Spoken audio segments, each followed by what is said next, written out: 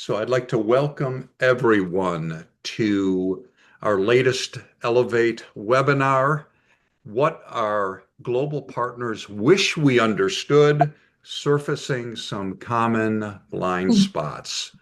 And we've got two men that can really help us navigate this today. Percy Mubala. How's that, Muleba. Percy? Is it Well, close? Mubella. Actually, it should be Mulabn. Muleba. I Muleba. thought I fixed that. Oh, forgive me, forgive me. All What a right, no terrible way to worries. begin this webinar. To Would you like It's all to right. misspell and begin recording mispronounce. again? Oh my goodness. Oh my goodness. No, that's fine. This is who I am. So and then It's all right. Doug Vinez. It's all right. Hey, this is what I hope will happen today. One is that we will better discover the vulnerabilities that we Westerners tend to have as we relate to our global partners. And then, secondly, to identify some of our own personal blind spots. So we don't want this simply to be an academic exercise, but to be an exercise where we can kind of examine, okay, what about me? How do I become a better partner with my global partners? I'm going to stop sharing and Percy and Doug, again, thank you for being with us. Well, They first met in 2008. Percy's from Zambia, Doug's from North Carolina. And Percy, you were in your late 20s when you first met Doug? Yes, I was roughly around 29. Okay, very good. Yes. Yes. And Percy, already though, you had had a lot of exposure to ministry and to missionaries. Yes. Tell us a little bit about how God used those missionaries in your life as you were growing up. Hey, Greg, thank you so much for this privilege. And hi, everyone. It's almost 7 p.m. here. Yeah, I grew up in a royal village called Mondi. It is a village where the Presbyterian Church of the US had invested more, and also the United World of Church of Australia. So I was just a boy. I was like 10 when mom took us to that village. And what my first reaction was the presence of white people, as Mhm. many as they were. I was just a boy, and the good works that they did in that area. It's important to note that they brought us healthy care, they brought us education, and also by the time I was going to that village, there was no electricity. So the missionaries came and helped our chief to really bring in a transformer that powered our village, and now the surrounding areas are benefiting from that. And the Presbyterian Church has partnered with my church that I used to be, the United Church of Zambia. They helped to build churches there. And what really caught my attention was the consistency of them coming. Some of them were quite old. I was just a boy. They were quite old, and how much they loved our village, how much they loved our people, Mm. even though they were limited to time. But each time we had an encounter with them, you could tell they were really interested to get to know how we're growing. So, and we have also graves of the missionaries there, the French missionary that died there. It will bless you to note that in our village, that's where David Livingstone first preached in Zambia. On his way from Botswana, Namibia, 500 gave their lives to the Lord. Under there's a tree called the David Livingstone tree. So yes, as a boy growing in that environment with a very strong-willed mom, whose policy was very simple. If you don't come to church, you won't eat. But also, but also exposed because she worked with the missionaries. So she exposed me to a lot of dynamics. I also want you to know that growing up in a kingdom and a chiefdom, it exposes you to the corridors of power Hmm. where people make decisions and all those things. So, yes, the missionary really inspired me to do something about my people, our people, especially their graves. I'm a mystic, I'm African, as you know. Always when you pass through those graves, the question is, we did our part. Hmm. What will you do? They laid the foundation. And for me, seeing those graves and seeing missionaries come in, talking to us, their love for the Lord, I had no other way but to say, Lord, as I grow, will you please give me an opportunity Hmm. to join you on the mission field and just to serve you? And yeah, that's where I began from. I just began to love serving. I began to be cross-cultural and move, and just be the hands and feet of Jesus. But I love to teach. That was the key. And so that's really drove me to that. So Percy, you told me about a Scottish missionary that one of his key themes was raise, train, and equip. Tell us a little bit about that. yeah, actually what happened is when I had left our village, went out as a volunteer missionary into Namibia as a youth leader and worship leader. Then I had to go to Botswana, where I trained for the year. I trained in cross-cultural missions and church planting. So when I got back to the village, the chief asked me to say, I want you to help the young people here. And because his dream was that Mwandi could become a beacon of worship. And also the Reverend also had invited me. So I was asked to serve as an ex-officio youth pastor. I'm skipping Doug in this part because Doug is in that equation of the three. Uh, uh, Uh, so they asked me to say, we want you to do what you never experienced when you grew up in this church. So the Scottish missionary helped me because the raise, train, equip is my life purpose. So I hmm, came with that from the mission field, and he helped me to tailor that around a job description that the United Church of Zambia wanted for me to be an ex-officio youth pastor overseeing 11 congregations. hmm. So he was very instrumental in helping him and Doug are good buddies, and they were very instrumental in this. So that was Great. his role in that. Doug, why don't you just share how did you and Percy meet? Tell us a little bit about the early days. Yeah, I was just listening to you, Percy, and remembering those early days, which are sweet.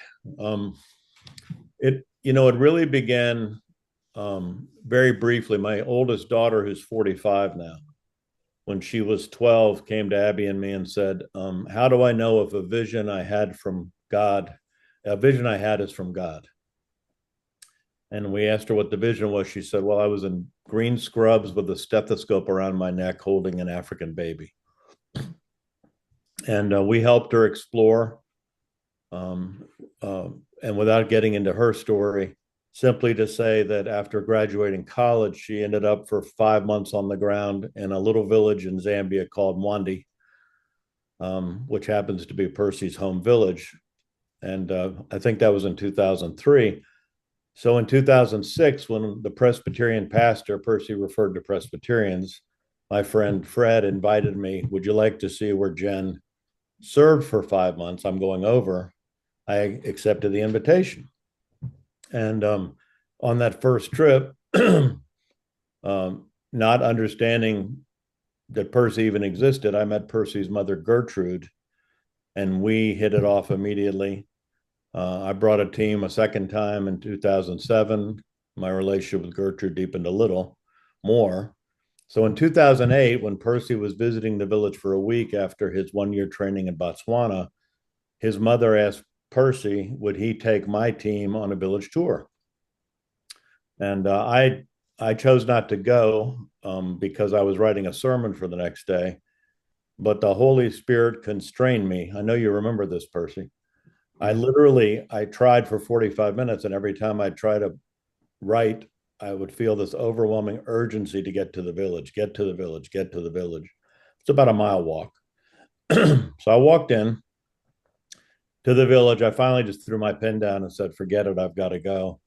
And, I love African villages. I just walked in to the first hut and I said, anybody seen Gertrude? And she said, yes, she passed 45 minutes ago. So I walked, saw somebody else, and they directed me through the village, turn right here, turn left there. And when I came upon Gertrude, she said, thank God you've come. Percy needs you. And I thought to myself, well, I don't know why Percy needs me. I don't know Percy. I knew that some of my team members liked Percy. So I walked in and Percy said, hi, Doug. We're ministering to a woman who's demon possessed. We need your help. And I thought to myself, oh, this is going to be fun with my little Presbyterian team. So we went in. Remember this, Percy? And she didn't speak English, at least not very well. And Percy said, so here's what I want you to do. I want you to preach the gospel to her from Genesis to Revelation. And then when you're done preaching the gospel, we'll let the women minister to her and deal with this demon. So I said, okay. And Percy translated for me. And I started in Genesis and with creation, moved through redemption, and offered her the gospel. She received the gospel. And Percy and I and the men stepped outside. And that was my first experience of Percy Muleba on a personal level. She was delivered, by the way, and is an active disciple to this day. And it was a beautiful moment. It was a beautiful time. But as Percy and the men and I stood outside, the power of the Holy Spirit was so tangible. And later, one of the women, who was in her 70s at the time, said to me, Doug, I've been a Christian for a long time and a Presbyterian since I was a child. That's the strongest experience of the Holy Spirit I've ever had in my life. Praise. So that was the introduction. Wow. Wow. So, and from that, a friendship was born. Yes. And so, Percy, share with us what attracted you to Doug? What was it that obviously you've developed this fantastic friendship, but in those earlier days, what was it that drew you? Yeah, as you've heard, I was just 29 years old, and he was older than me, way older than me. He still is. He still is. When he came to where we were, you must remember that I grew up in that village. I've met different men and women of God that have come and have gone. It is how he handled himself, number one. I noticed that even though he was leading the team, he related with them as family. And because I'm coming from a communal culture and I appreciate family, people that even though they have the knowledge, they have everything it takes, but they are able to humble themselves and just fit in the audience without making people uncomfortable. So when I began to interact with Doug, the first thing that caught to me is how he listened to me. It's important for you to note that in our culture, we are taught two things. I'm talking from the Lozi Kingdom culture. We are taught how to listen deeply and how to not talk. So him being an elder, the way he listened to me, he didn't express to me a sense of me feeling intimidated. And so I pursued him. Truthfully, I pursued him. I pursued Doug and we interact from there. We interacted further. I needed a friend. Why? Because some of the challenges that I saw on the mission field, you must understand, I was just coming from a cross-cultural missions training and some things I had learned from there. So what I was looking for was someone that values relationship before results. Mhm. And that was the first thing, because when he spoke to me, he never talked to me about who he was, what he has done. All he did was he just wanted to know me. Hmm. He was interested in me. And you must understand, that's a crash of cultures. The way people interpret Western partners in villages' cultures, for him to show interest in me, that drew me closer to him, that he gave me a secure space. It was very easy for me to begin to trust him because he humbled himself. He accommodated me. He asked me questions that people never ask. Hmm. He was very interested in me as an individual, Hmm. not as a pastor, not what I trained, what I know, but he wanted to know who I am. And as he did that, he drew me closer to himself. And because, truthfully, because partnership is covenantal, it's not contractual. Hmm. So he taught me that in Hmm. the way he approached me. And because if for me to do well, I needed a friend first, someone that I could be vulnerable with, someone that I can do life with. And Doug, despite his experience and his age, he just loved me. Hmm. So he just said, I'm going to walk with you. And that to me was a God-given rescue moment, was a God-given loving moment. And his ability to navigate cultural pressure with me, political realities with me, economic instabilities. He was just this guy that was in front of me. And one of the things that I'll never forget about Doug is he made me safe in the ministry risks on the ground. He gave me a space where I felt, yes, there are so many risks as a young man starting ministry and moving forward. But he says, I'm a phone call away. I'm going to just be there for you. He gave me a healthy, mutual dignity relationship. Hmm. He Hmm. taught me I needed not to look at him as someone from outside, but to look at him as a brother. Wow. And so that really is what drew me to Doug Beautiful. as we share deeply. And he wasn't interested so much in my success stories, which I know they ought to be there. He was so much interested in my struggles. Hmm. He was so much interested in my setbacks, so much interested in my fatigue moments, conflict moments, Hmm. in my delay moments. Well, what happened? How you wanted to do this? Hmm. What was going on? In my African context, I would say he became a father I never had. Hmm. Hmm. Let me pause you there. Doug, we don't want you to get a big head here, and so we'll try to knock you down a few steps in a moment. But I want you to share. You told me a story about a someone that was on a trip with you, and they said you were obviously you're spending a lot of time with Percy, just talking, getting to know each other, sharing life together. And you shared with me that one person that told you you were wasting your time. Tell that story. It's Yeah, it was interesting. So fast forward from 2008 to 2015, Percy has already been to the United States, ministered in our church, lived here for months, and was going to come again.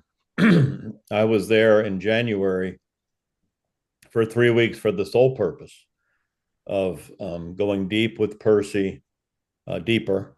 We'd already spent hundreds, I don't know, maybe thousands of hours talking to that point over the previous 7 years. And so we had no ministry as normally defined agenda. Our agenda was to sit, talk, dream, pray, walk through the mission, vision, values, beliefs, the things we'd been working on.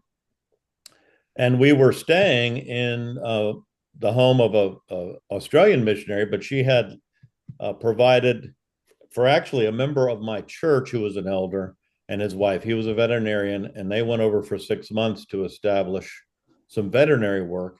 And so I just stayed in with them for the 3 weeks. And Percy and I spent, well, we had a few days in Percy's home, but mostly you would come over, as I recall, Percy, and we would sit at the table, maybe have a cup of tea, and we talked all day. This went on for the entire 3 weeks. And about 2 weeks in, after Percy left one day, my elder confronted me. And he said, I don't really understand what you're doing. Now, mind you, our church was providing some financial support for my trips. So I think he had a vested interest as well. I said, what do you mean? He said, all you two do is sit here and talk. He said, this is a complete waste of time. You're not doing any ministry. You're not accomplishing anything. Why would you wait? Why are you all the way over here just to sit at the table and talk with Percy? This is a sheer waste of time. And I remember thinking to myself, this has been the best 2 weeks of my life in ministry. What do you, and I spoke to him about it. I said, you're missing the entire point here. We have to have each other before we go running around doing stuff. So, I don't think he understood then. I don't believe he understands now, even after all these years. But I remember that phrase, this is a sheer waste of time. And I thought to myself, well, it ended up being the relational foundation for the multiplication that has happened over the last 11 years. So let me shift over back to Percy. Percy, how indeed did your deep relationship, friendship become the fuel for ministry? How did it shape the ministry? How did it talk to us about that aspect? The issue with covenant partnership is that it draws partners into a space of the weight that comes with spiritual and emotional responsibilities. So having dug in that space for me, remember I was coming home to raise, train, and equip. And the only world that I knew was my village and a few places I had gone. And for me to understand truly why the missionaries came, not the gospel that they brought to us, but the kind of life they live and how that their life could be a blessing to us. Remember back to that, I'd come to the US and I was trying to navigate all those realities, and it helped me having dug in the space because I could use Doug's lenses into my culture. People operate on trust.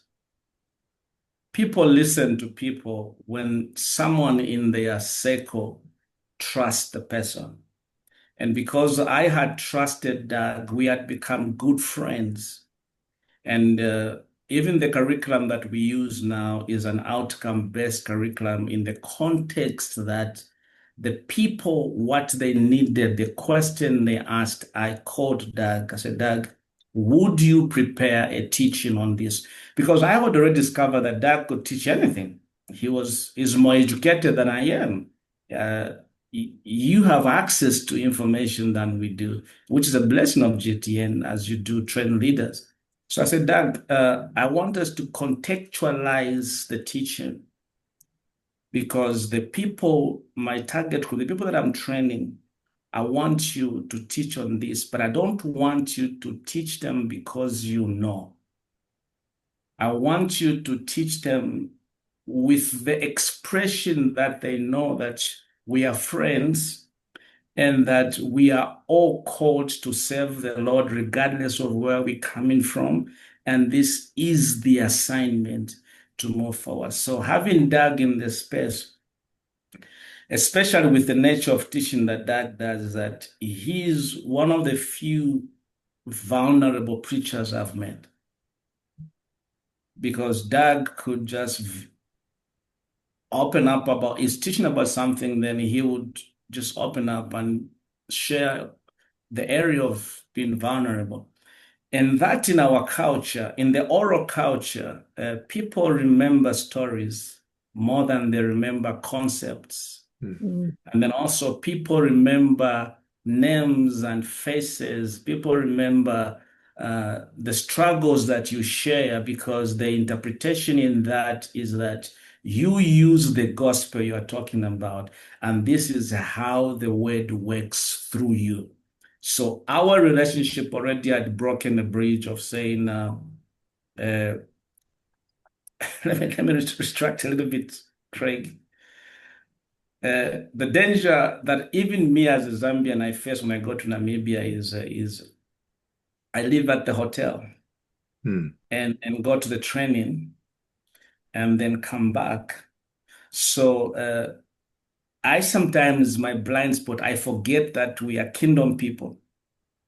Kingdom structure is that there is a king that lives in a special place, and then others live on the other side. So what I did with Dago was to break that. Mm. So we went to where the people are. We went beyond the mission place. We went beyond the lodging and went into where they train, but we spent time with them and just were open not to rush them. We're open just to share the Jesus life story through us. And then for them to see an old man with a young man sharing the same thing and they can see the unity in us, that in itself was energy enough for them to be drawn into that relationship Mm. so that we began to do life with them. We just never wanted to teach Mm. information. Remember, the key is transformation. Now, transformation brings us to a place of humility and vulnerability because you open up yourself to showing what Jesus has done to you, and it challenges everything about me. Mm. So, Doug in my space helped me with the raising, training, and equipping, and amazingly with the Abby in that space also. Mm. Mm. Just lubricates everything. The wheels move perfect. So that's really helped us. Let me use the word lubricate, and I do want us to focus on cultural blind spots. One of the things you shared with me last week, Percy, was lubrication. Friendship is the lubrication for the engine of mission. Friendship is the lubrication for the engine of mission. Unpack that for us. One of the challenges that came with missions, this is from my context, is that missions was seen as a Western movement. It was seen as a Western privilege. And because of the resources that come with that and the capabilities that are there, uh,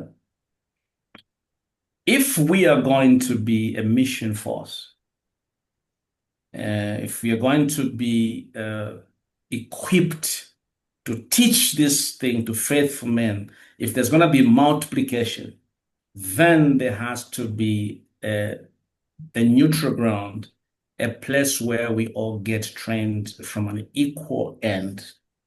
So the issue that really rubricates this is, yes, we know that all of us have to go.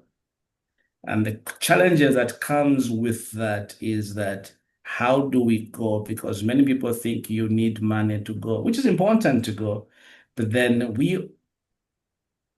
cost-effective reality. The unreached people group that we're talking about, they have neighbors. So having that into my neighborhood, he has come. So he's coming into my neighborhood as a friend because he loves us, empowers me and my team to trust him to give us the tools that we need to reach one another.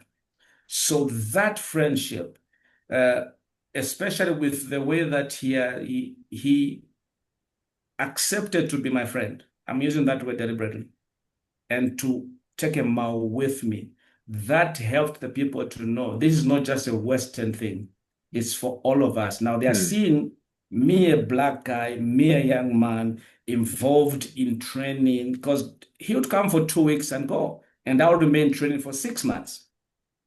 So every year, every class I had looked forward to Doug to be there. And then he comes to fit into that.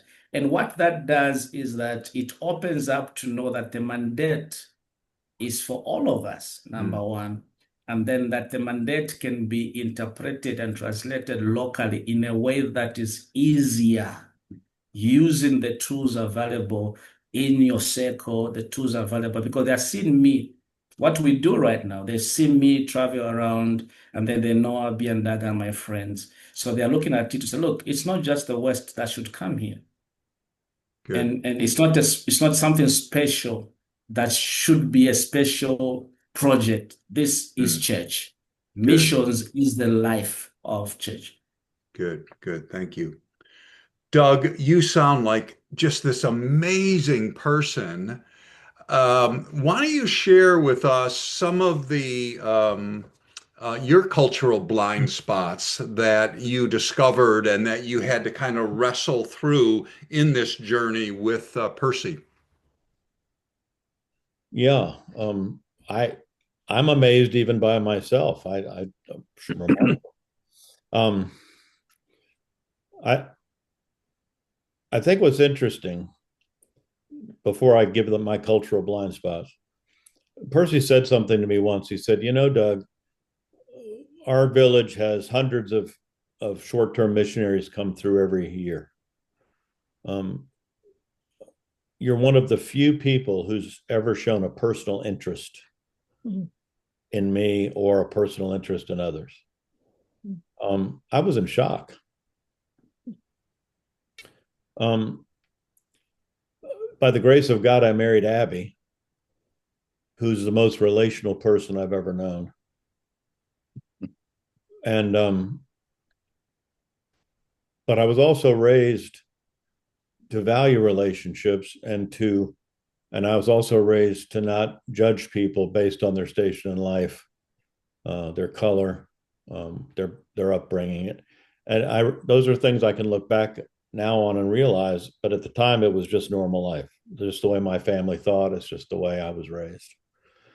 But um, the blind spots really were to, in no particular order. One of the big ones is the way to is how people learn. In the West, we're linear. We're a linear culture. We're a more literal culture.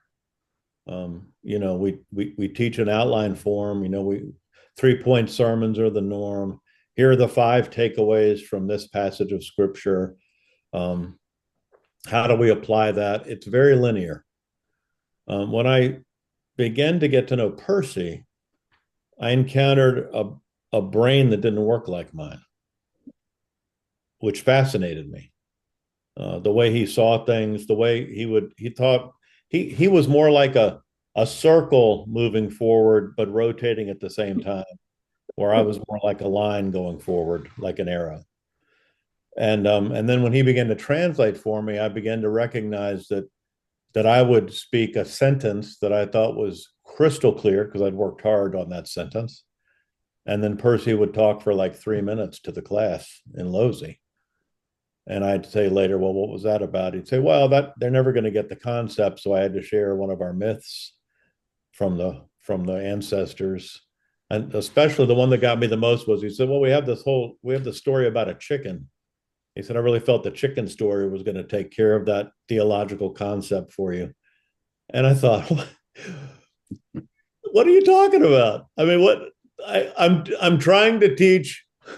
I'm trying to teach justification of my faith, and Percy's telling a chicken story. So the reality that biblical truth could not be communicated with everybody the same way came screaming at me. And I think I teach differently. I'll let Percy comment on it, but I think I teach differently now, and I can tell you that I teach differently here at home now because I'm a hybrid somehow.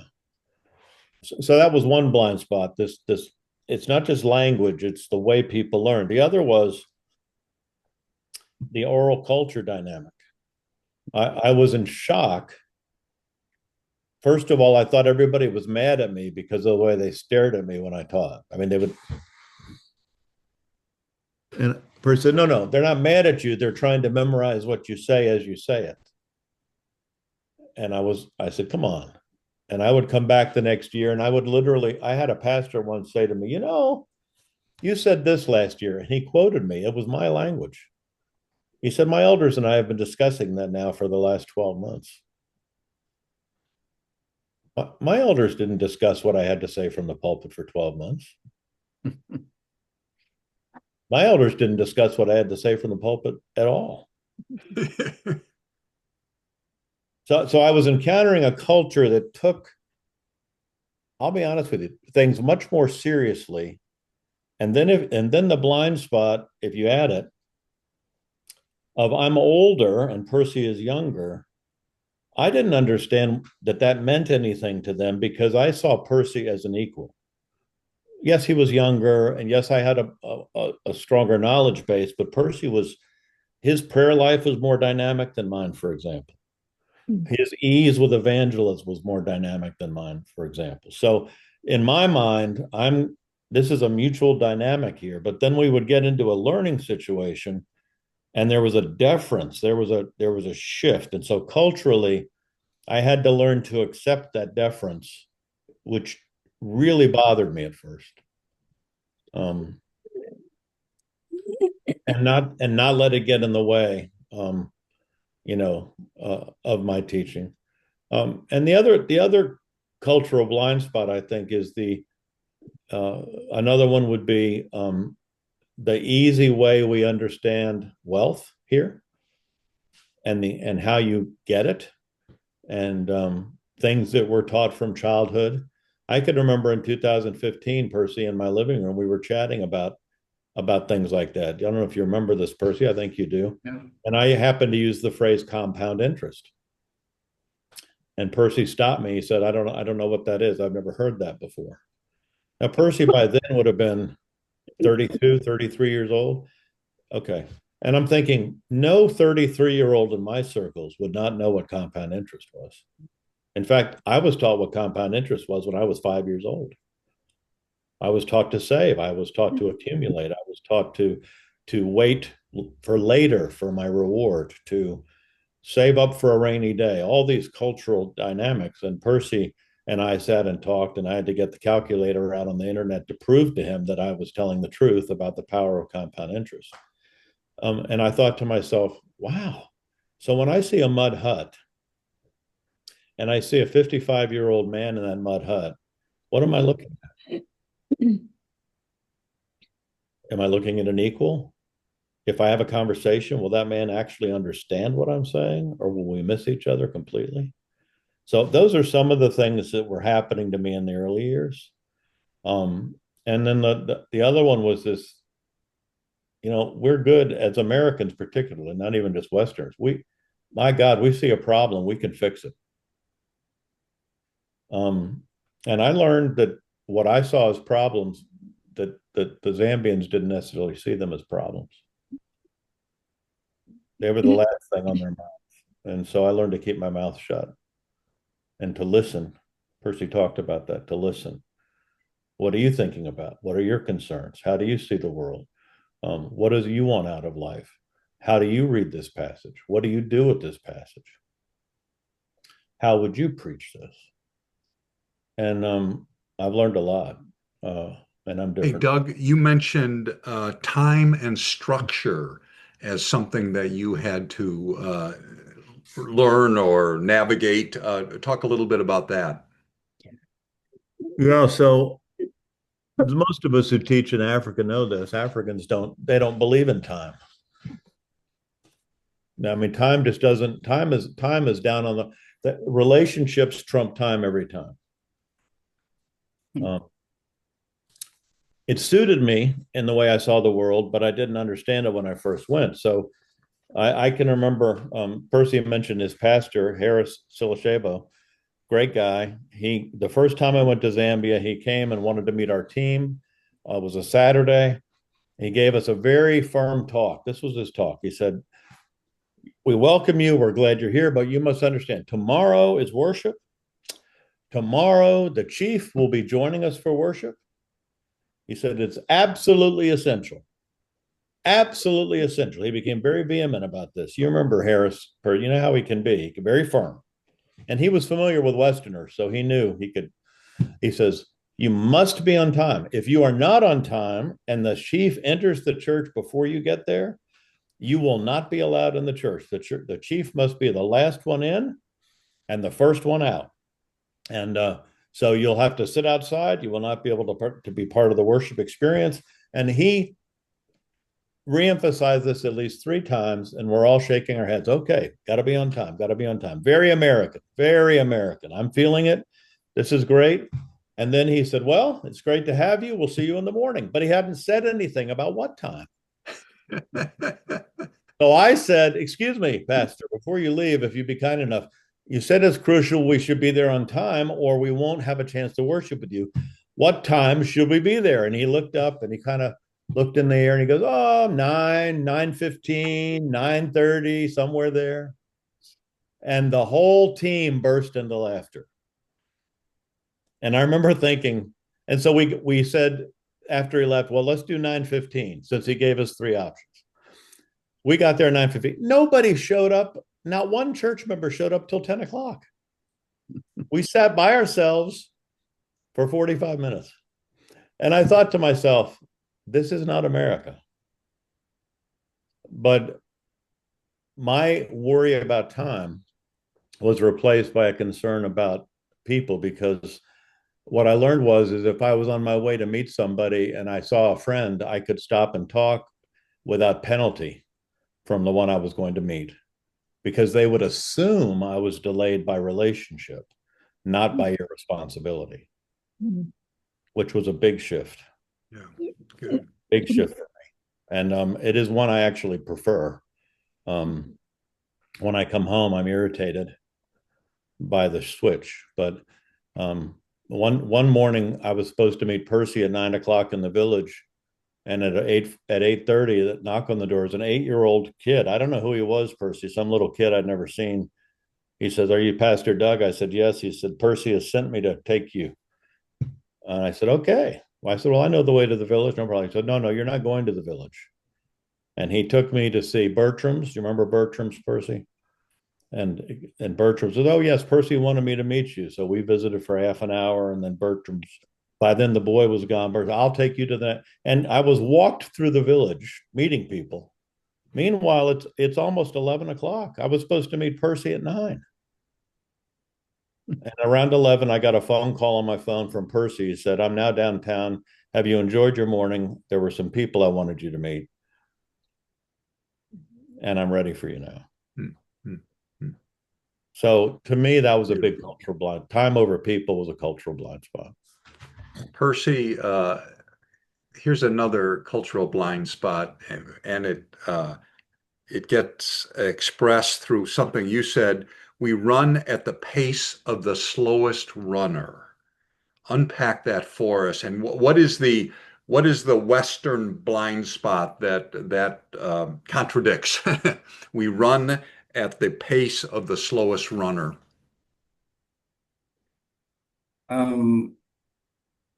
We train human beings. We don't train machines. That's the first thing. The second thing is that from an education perspective, people grasp things differently. And this is key really to note that the weight of spiritual and emotional realities weighs on an individual's reality. I want to respond to this using a different angle. In my village, the first smell that a child gets to hear, to smell, is alcohol, because the mother brews alcohol and then the child learns to crow when there are people drinking in the village. Others jump over the kid. So that becomes a shaped worldview of a child. And then child-headed homes where the trauma issues, the poverty reality. So when you enter a class, they look all dressed up, they look all church ready, but their minds takes time to get to listen to what you are saying. Because some people, because of the traumas that they're struggling with, they have not yet healed from, it takes time for them to understand. A concept you can teach in a week in America, you may teach it for a month in my village. And I've come to prove that everywhere you go in Africa, you have to struggle with that, because people take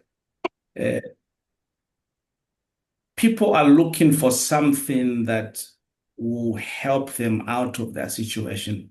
So the catch of why the phrase is important is that it won't benefit me to go to Zimbabwe, spend 3 weeks with a team of 15, and walk out feeling satisfied that I taught what I had planned to teach them.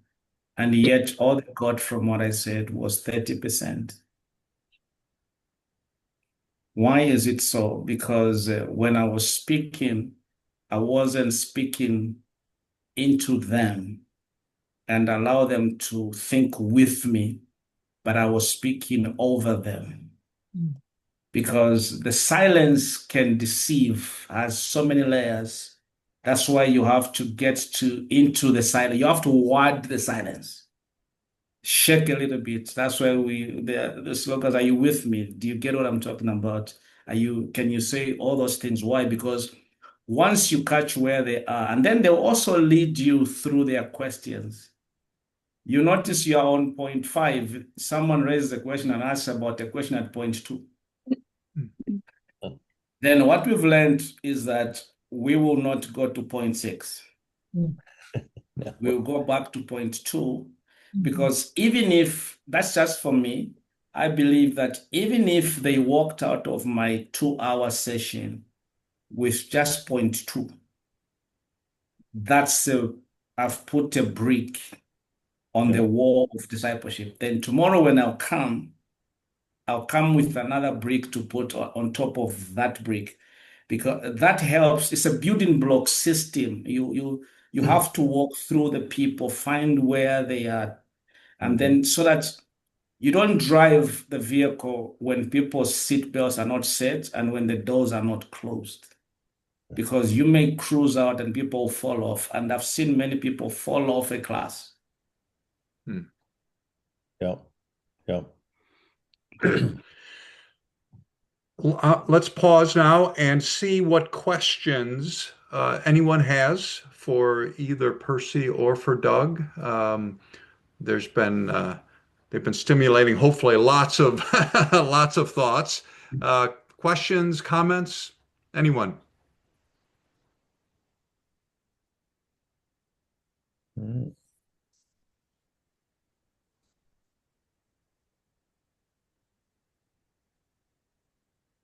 Yeah, I have a comment, maybe a comment and question. And Percy, it has to do with what you just shared about going at the pace of the slowest runner. I guess I would convert that to learn at the pace of the slowest learner when you put it in the framework of a class.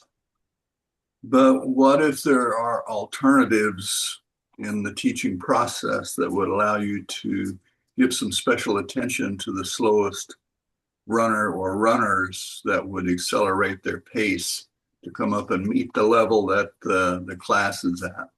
Maybe their circumstance was they missed a class and that's why they're maybe the slowest runner in the class. But what do you think about the alternative, giving special attention to that slowest runner or slowest learner so that the entire class can keep moving forward? Um, it goes with the context in which you are teaching. If you are teaching at a Bible school, you're going to teach organized people that have gone to school, and they know why they are there. They are paying for that education, so they make time to make sure they are in that. But if you are in a space of a church, maybe you went to a pastor's fellowship, and then 20 churches brought in, you have like 20 leaders in one room. So you are dealing with the dynamics of people that are church leaders in a struggling society that want to get the best out of it. So your skills of teaching over time must allow you to navigate the room, to know where everyone is. So what I do in Passing It Faster is I align the slowest learner to a neighbor that's a good listener, but is able to hold their rope. So that puts extra work for me because during breaks, I have to catch up. What I don't want is that when I move to phase two, I would have, as a trainer, successfully record phase two, but the students or the pastors, the leaders that I'm training have no idea what phase two looks like. So this is also coming from a blind spot of cultural context in a context where you are driving to discipleship that leads to transformation, then the attention has to be there on the individual to catch what they are doing. They may not fully get everything, but they may begin the journey. If we don't do that, if we don't steer the appetite for them to see, I need more. Let me end this way. We have PhD mindset in the villages, in some towns, with a grade 10 certificate. But then you have to get to a place where you enter their world and help them understand that they have a structure that has a potential to grow and become a better disciple who makes disciples and multiply disciples. If we are to do that, then we have to walk with them. All I'm saying in that phrase is that, do you have the patience to hold the rope? Mm-hmm. Can I add something, Percy? Yes. Just from an American perspective, and I'm not suggesting this is necessarily what was meant by the question, but if you don't understand that this is a communal culture, the class is uncomfortable leaving somebody behind communally, right? So that's cultural. There's nobody wants to do that. But secondly, sometimes the slowest student isn't slow because they aren't capable of grasping the material. They're slow because what they need to discuss and what they want to go back to is the most important thing we've covered. And they know that it will benefit the entire group. From an American perspective, that's getting in the way of finishing the class. It's getting in the way of finishing. We finish. You came, the class is 6 points, 1 point per day for 6 days. But on day 4, The smartest guy in the class recognizes that day 2 was pivotal and asks the question about day 2, not because they don't understand, but because they understand very well. And we found ourselves, Percy, haven't we, spending an entire day on a single concept, recognizing as the conversation unfolded that this was the most pertinent reality on the ground in the Christian community in that village right then. What would have been the benefit of rushing, of saying, I'm sorry, you'll have to deal with that later? That's just And that's where that's where the relationship of the man of peace and the partner is key. Yeah. Because the man of peace takes note of such realities. So when the partner leaves, the man of peace has to continue to cover the gap so that the next time that you come and do something, he would have or she would have walked through that.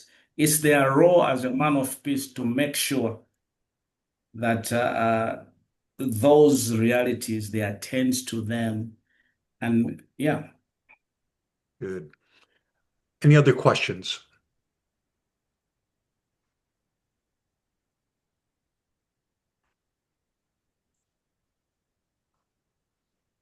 Good, Randy. You're muted. Yeah, thank you. Yeah, no, I'm not. So, Percy, you said that hundreds of short-term missionaries would go through your village all the time, but only a few were actually interested in you as the people. And I wanted to understand more about um, what makes somebody a short-term missionary who falls into that category. Is it the amount of time that they had to spend, or the kind of work they were doing, or the way they were interacting with the people? Um, what can you say more about that? Yes, thank you. That's a very strategic question. I categorize missionaries in two. The first category, we have tourist missionaries that just come to a place, survey, get to know a few things, and then they go. And then we have the second category of missionaries that have a purpose. They see themselves in the space of assignment in an area where they say, well, I may live in Colorado, but I think the Lord has given me an assignment in Hawaii for this short period. So when I enter the space of Hawaii, what I'll do is I don't live there, but there are people that live there. I'll give an example.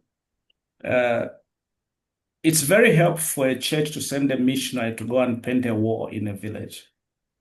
Because the missionary, the guy is a painter in their church, he runs a painting business, and then they send them to a village to go and paint the wall. But then the missionary will leave, and the wall one day will need to be painted. So why not do two things? Say, hey, listen, I'm going to be painting, but I also want to teach people how to paint. And then in doing so, you are raising a sustainability team. You know, you have a team, you identify this guy, that guy. And so every next time when you come, or the communication continues. That's how we build multiplication and continuity is you're wise to see the key. I call him, there has to be a king in a group. There has to be someone that drives this. So interest goes with curiosity. If a missionary doesn't become curious, because if the missionary is going with a mindset to say, I am going to help, instead of I'm going to share knowledge, I'm going also to be ministered to. I'll tell you right now, what is my pain right now with us Africans is that we have deprived you an opportunity to learn from us. There has to be an exchange because we all serve the same God. God reveals himself to individuals differently. So we are enjoying your side of the revelation of God, but then we are not sharing with you our side of the revelation of God. So that is what my take has always been, is that sometimes your teaching is not what I need, but I just need your story. I just need you to sit with me under a tree and help me understand the problem I'm going through. So tomorrow I'll write to you and say, hey, remember what you said? I'm doing this. What is the next step? That's how some of the classes I have started. I never went to teach. I just went, I sat under a tree. A group of young people came and asked questions. Now I have classes, there's multiplication going on. It's part of strategy. But then I also understand when a team comes for missions, they have limited time and maybe they have things lined up together. So they'll come and do, you have to paint this, you have to go this, you have to do that. It's important to do that. And then also you have to remain in that space and be content with the space. One of the things that I hate about myself right now, Craig, and is that I think I've come to know too much. Hmm. And I'll tell you what I mean by that. Doug, when he came to Mwandi, he had the potential to paint the wall, but he's a great teacher. So the teaching gift that has become a blessing to my people, I had to pursue that, but it costed me something. It meant I had to take him from what he was doing. But yes, he had to paint, but I had to find my way to say, look, you cannot just paint, but I've seen you can also teach, because your teaching will go a long way with us. So the missionary, for the man of peace, they have to make sure they understand the dynamics of a team and be able to say, look, let's expose them to some things, to some places, so they also go back blessed. I don't know whether I've answered your question. You answered it very well. So, this is what we were hoping would happen this morning: discover some vulnerabilities that we have, and then identify some personal blind spots. Here are three things that I've heard today: lead with friendship, treat as equals.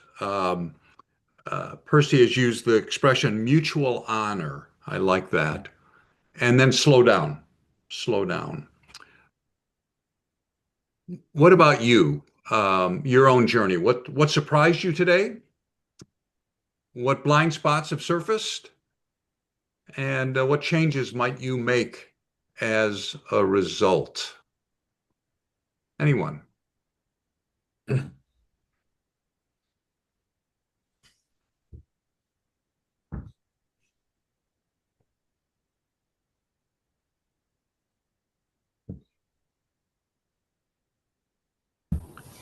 I'll just share real quick. I just met with a ministry partner this week, and just as you were talking, a lot of what we talked about seemed like not particularly salient to the upcoming training mission and all of that. And I just, in reflecting back on that conversation, realized that, and in previous conversations, just the importance of that friendship and family and sharing those things as being valuable. So Percy and Doug, I appreciate you guys just sharing some of your journey on the outset. Craig, I think taking that away of slowing down, and especially at the outset, you want to kind of do a lot of stuff, and in the fundraising side of things, and filling up just in your communication with those on your team. So I appreciated the story about sitting and people not understanding always what's happening. But to me, there's this sense in which the timing piece is not just a African versus American culture. I think God is never in a hurry because he's never late for anything. And so I just think that that reflects kind of the nature of who God is. And so, yeah, thanks for sharing.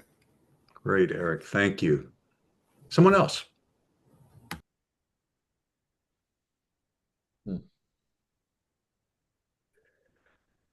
A couple of things. I mean, there are a lot of things. I took 4 pages of notes, so I've got a lot to go over and digest. But people over time, that really hits, and then running at the pace of the slowest runner, and rather than pressing on, hey, we've got this, we've worked this through, and now we're ready to go to this point, and we just need to be willing to slow it down and stretch it out. So thank you, Great. Lindsay and Doug. So Great. Thanks, Linus. Someone else.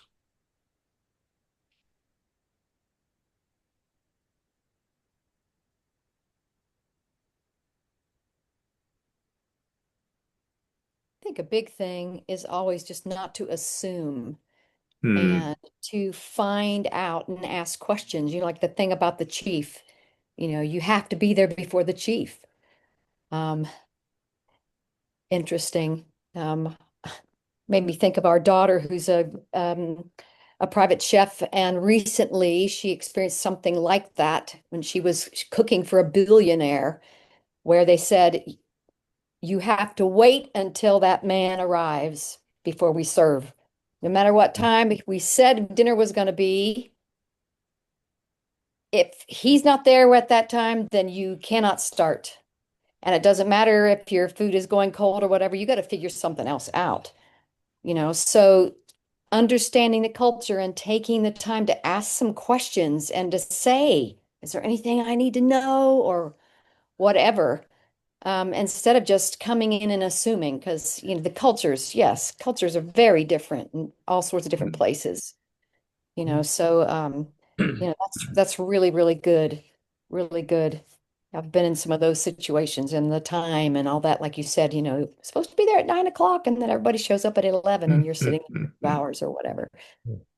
So honoring the other culture and not decrying it. What are we trying to say? Just it's different. They have different priorities and values, and it's just different. It's not worse or bad, and in our modern way of doing things, is, yeah, enough said probably, but Thanks, Tisa. Thank very you. good. Yeah. One more?